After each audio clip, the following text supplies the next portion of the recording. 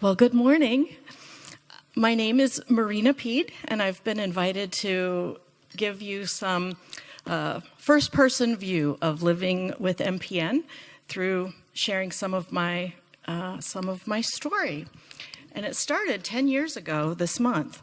Have any of you had a bad stomach ache? Ever had your tummy hurts? And yeah, well, that happened to me. And it kept going and going, and I finally, about a week and a half into it, it wouldn't go away, and my husband said, why don't you go to the doctor? Well, I'm the oldest of 5 kids. My mom was an ICU nurse, and her standard treatment for any ailment was suck it up. If we were playing around, she'd say, keep the bleeding internal, just don't mess up the house. So I had prolonged this for a while. I went into the doctor and I said, it's like upper abdominal area. And so she couldn't really figure it out, and she pushed, but she took a chest x-ray, which was clear. Well, yeah, it would be. So that was on Monday. By Friday, I could barely function at work. Someone drove me home. By Saturday, my stomach was so distended, I looked like I was 9 months pregnant, and you could thump it like a watermelon. So I ended up getting to the hospital and going to my doctor's office, and that's when they saw a white count of 38. They asked, are you diabetic? Do you have high blood pressure? I had none of those things. My numbers were out of whack. Clearly something was wrong. Took me to the hospital, and the surgeon wanted to do a CT scan. So of course, you got to drink stuff, right? Well, my stomach was so bloated, so with an NG tube, they emptied out 2.5 liters of green goo. And I'm trying to see if I see the color here. But anyway, it felt better. They couldn't do the scan, but when they went in exploratory, not sure what they were going to find, they found 2 feet of ischemic jejunum, the small intestine that had come away from the stomach, and that was because my portal vein, splenic vein, and superior mesentery veins were all clotted. I was 42 years old. My lymph nodes were the size of grapefruits, and the doctors told my mom and my husband we're doing everything we can. My kidneys had shut down, my liver was failing, and my heart was in distress. So I also had sepsis. So I was going to get the most out of my copay, I'll tell you that. Check, check, check, check. I ended up staying in the hospital for a little over 2 weeks, and they determined that I had a protein C and protein S deficiency. This was in 2007. I say this because it was 2 years later that I got a Polycythemia vera diagnosis when my hematocrit was at 69.1, and I was having migraines and vision problems and some odd swelling. So at that point, they added Hydrea to my regimen of warfarin, which I'd been on for the clots. They took me off my birth control pills, which I needed for hormone regulation, but that was off the cart. So for health reasons, that's one of the fun things about MPN is that the main focus is to keep your counts in order. So we're going to change these things. Well, that doesn't help fix these other symptoms and things that I'm having to live with. The Hydrea worked for a few years, but then a year later, I started getting inflammation. I got mouth sores and down south sores, and got to go to my hematologist, and she sent me to the gynecologist, and the gynecologist said, well, if you have sores down there, it's probably a sexually transmitted disease. And I've been married 20 years. I've been faithful. I'm pretty sure he has. And I also said, I think to get a sexually transmitted disease, you must have sex.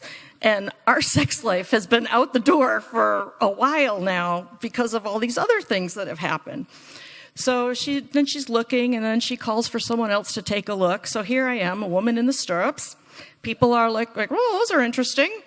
And then would people, don't worry, I've had herpes for a long time. It's okay. You can take medicine.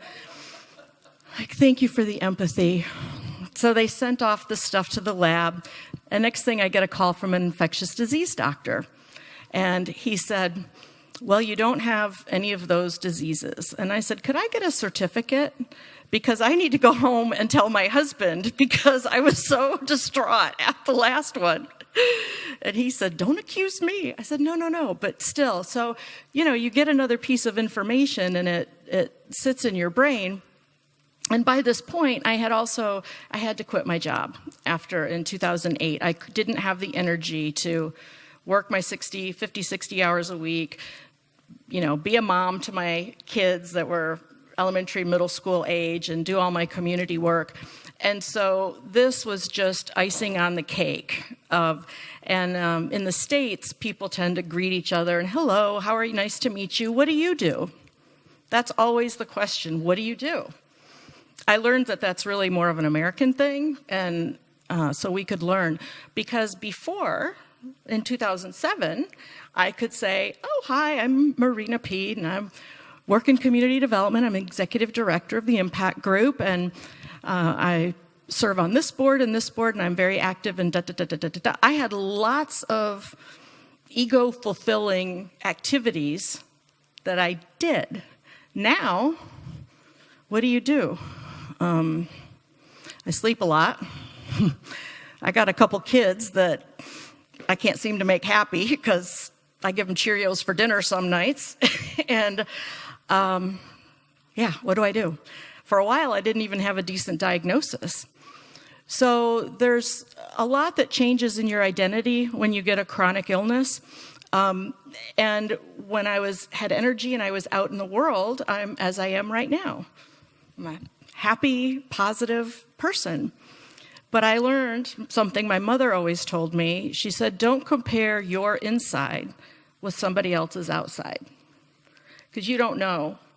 You just see that outside. And she said, people see you, and you've always got a good face on, and they don't know what's happening to you inside. I said, yeah.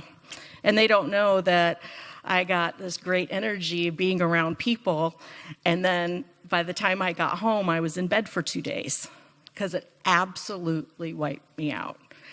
I became an MPN conference groupie, and I went to every patient conference that I could go to in the U.S., and fortunately, around this time, there were starting to be more through the foundation, through MPN advocacy and education, through MPN Education Foundation with a Mayo Clinic.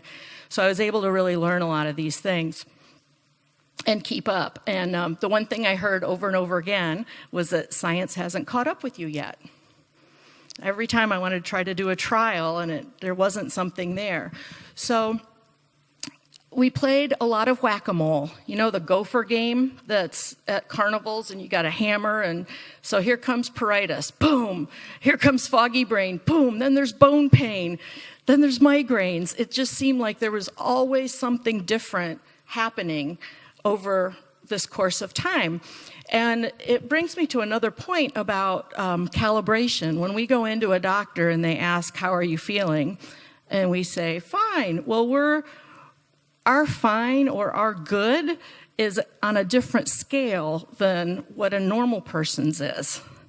In fact, my scale changed significantly from 2007 to 2009 to 10 to 2012.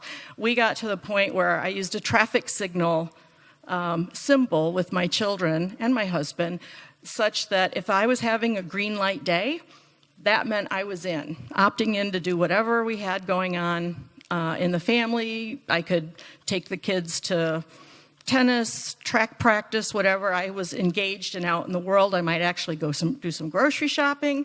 If it was a yellow light day, basically mom's at home. Nothing but the essentials. You probably get dinner, laundry might get done, maybe not folded, because I don't like folding. But basically, mom's hanging out at home. A red light day meant you can't count on me for anything. I am either exhausted or in, physical pain. So it meant I was probably in bed. A good red light day would be me getting up out of bed, probably like around 11, and brushing my teeth, maybe getting a shower, maybe going down the stairs, and getting back up. And I was exhausted. That was all I could do. My kids have had Cheerios for dinner more times than they would probably want to admit, but they did learn how to cook. My husband travels a lot for work, so during the week he's often not home, and that brings up another point, and that is the vulnerability that one experiences when you have a life-altering condition. I became not emotionally dependent, but I truly became physically and financially dependent on my husband. And that may not seem like a big deal to people, but for me, I was raised to always make sure I could take care of myself, no matter what, right? Well, now our household income went down because I wasn't working. Our expenses went up for medical costs, and my insurance was through his employer. Now, I know the U.S. medical system, well, it's not a system. I know it's completely whack. And for me, it was an issue because I clearly have pre-existing conditions, which they discriminate against. Well, they did, and maybe they will again. I don't know.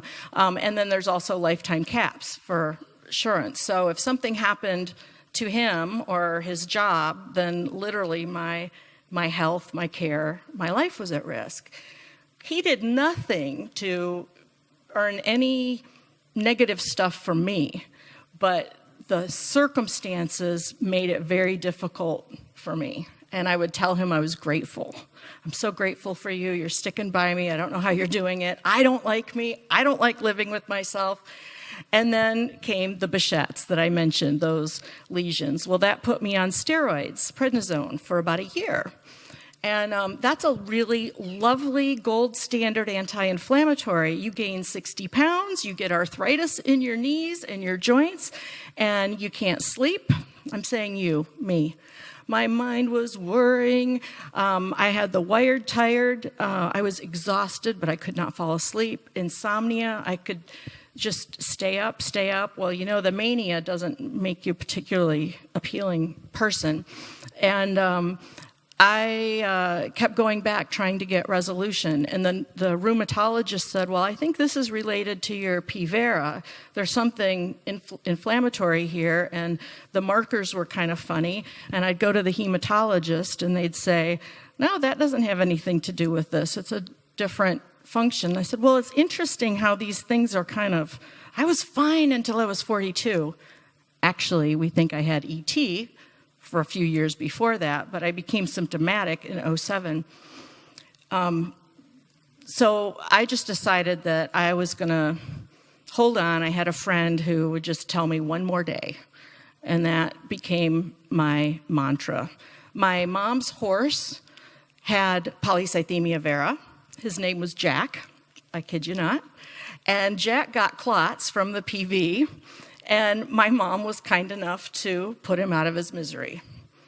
There wasn't anything they could do with all that was happening to him. And I said, you know, Mom, Jack's getting treated better than me. I can't handle living like this. I'm not me. There's no quality of life, and I made my plan.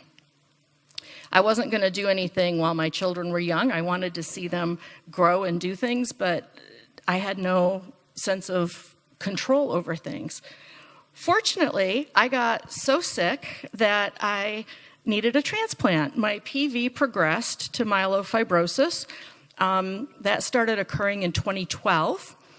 And in February of 2013, I had gone for a consult at Mayo Clinic with Dr. Mesa, went through a series of tests, and that Friday before a patient conference, I had my appointment with him. And my mom's driving, and I said, Mom, we're going to hear about my expiration date. She's like, very funny. Don't crack jokes. I go, no, really. Imagine he's going to tell us what's going on, and I know it's not great news, but at least if I know, we can, I got to figure out my bucket list and what really could we make on the bucket list? And she's like, shut up. Okay, Mom. So Mom's driving, we get there, and he said that it was rare. And I'm sharing this because I don't want everybody to think this happens to everybody, because I was always told, first I was told, well, at least you don't have cancer. And then I was told by a hematologist neighbor, oh, don't worry about those, PV, you'll live fine. You just take your pill and you're fine. Well, that wasn't my experience. Therefore, also, I wasn't getting any kind of support or understanding with these things that were happening. As Dr. Mesa said that explained it all. I met with a transplant person there, and I have 4 siblings. So he said 25% chance any sibling could be your match. So with 4, you probably got a good shot. No, 2 of them perfect matches for each other. The other 2 perfect matches for each other. I'm the oldest, so I always said I was like the practice kid, and they got better as they went. So then it was up to the universe to find out if we could have a match. And so we were doing swab drives with Be the Match and Delete Blood Cancer all over. We got about 2,500 people registered, and then we partnered with some other groups as well. So we were really working to build awareness about the need for marrow registries. And then in May, I got to see my daughter graduate from high school, and then in May, we got the call that I had a match. And he's from another country, and he had agreed to go through with it, which was another concern, because oftentimes donors, not oftentimes, but it's not uncommon for a donor to back out at some point. So all I knew was he was a 22-year-old man from another country, and that he had agreed to do this.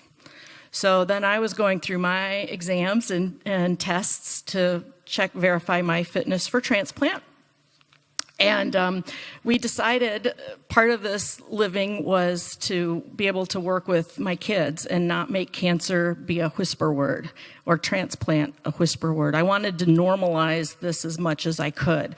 So I had a few of my girlfriends over on a Saturday, and my hairdresser came, and so we shaved my head. We got pictures of me with a mohawk and then completely bald, and we had mimosas, and there were women that I knew in different aspects of my life. So they were people close to me, but didn't all know each other. And I said, you're my tribe of women. I need you.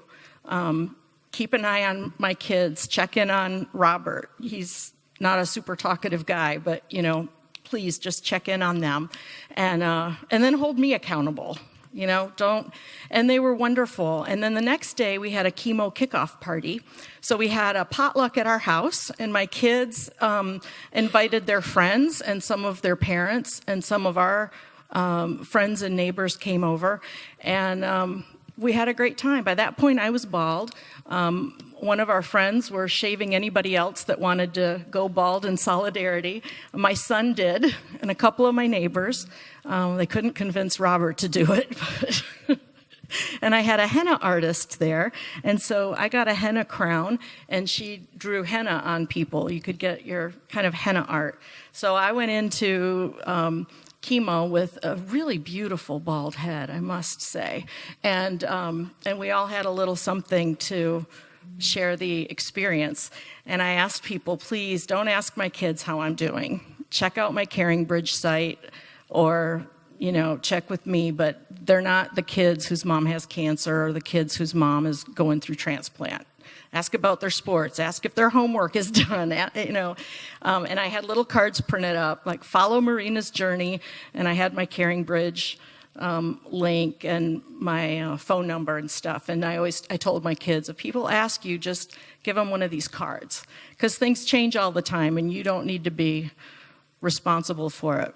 Which even on a good day, I don't think they could tell you, what color my eyes are. I mean, they're not always paying that much attention to anything but themselves.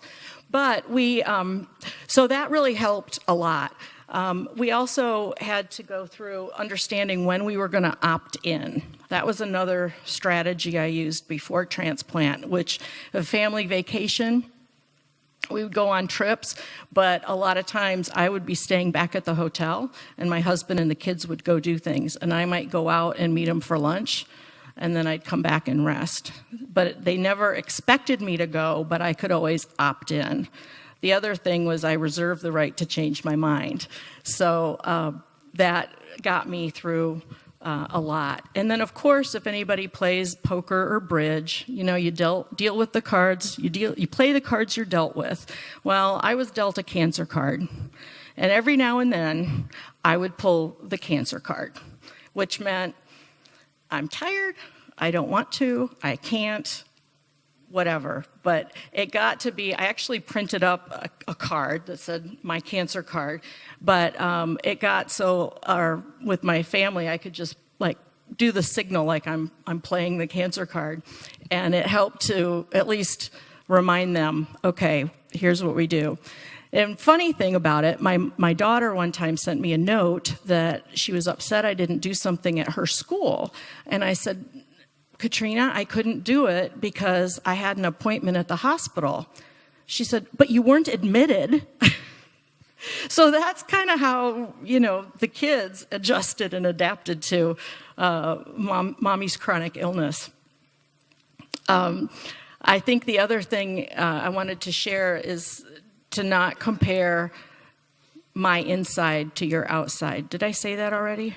Okay. This is my third time, so I want to make sure I'm getting all my points. And I'm happy to be able to share this story. We heard a lot about the risks of stem cell transplantation, and they are definitely there. I think each patient's decision whether to transplant or not is absolutely theirs. It's unique, it's distinct. There are lots of reasons to do it. There are lots of reasons not to do it. I felt like I had a chance at a cure. He said I probably would make it to my son's high school graduation, which was a little over a year. But with myelofibrosis and at the rate he felt this disease was progressing, he said we need to do it before it gets to acute leukemia. And I know that it's not a fun way for a demise either. So for me, a chance for a cure to that, it was a no-brainer. And now when I talk to patients through Be the Match or Leukemia Lymphoma Society, and patients talk and ask about those things, I'm not there to judge or recommend. I listen, I answer questions, I can share a little bit about the experience, but it really is everyone's decision. So now I am 4.5 years later, and in 2 days, I'm going to travel to Berlin, and I am going to meet that amazing young German man who saved my life. I now have his A-positive blood. I have young male blood flowing through my veins, and I feel more vigorous than ever before, and also remain committed to working with patients, being supportive, and I thank every single one of you for the work that you do. You wouldn't be here if you didn't really care about people with MPNs and the work that you do in so many different ways. There are people like me that are alive because of each of you, and so I wanted to also just extend my gratitude. Thank you.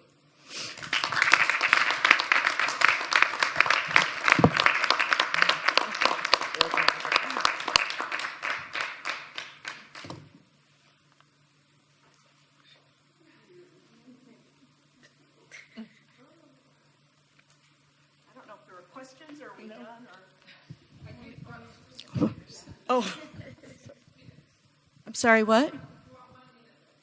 Oh, okay. Oh, okay. It's okay, it's coffee break. We can Coffee take break. Check it out. Oh. Any questions or? What do you do for MPN? Well, you both. I do work with Anne Brazeau from MPN Advocacy and Education International. We're doing the Women in MPN piece that we talked about. There's some new things we're trying to get started. And I speak at those conferences. I co-lead our support group in Georgia with Bonnie Evans to pull our people together. And I provide some technical assistance to support volunteer support group leaders around the country. we wrote a guidebook on kind of how to start one with some different ideas because trying to share best practices, many of which I learned at the conference last year when they had a session about support group. And then also with Leukemia and Lymphoma Society and Be the Match, do some connection. I will be going to ASH this December and attending some of the events there, and I'll be writing. A lot of what I've done is attending these conferences and then trying to translate what they're saying into language that like the rest of us can maybe understand. So I've done that for a few years with MPN Forum. So kind of a vagabond, if you will, but I think this work is really important, and I like to think that all the crap that's happened has just alerted me to things I didn't know, and hopefully now I have energy, and I want to be the voice for people that are too damn tired.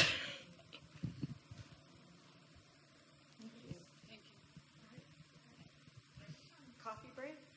Yeah. All right. Thank you all.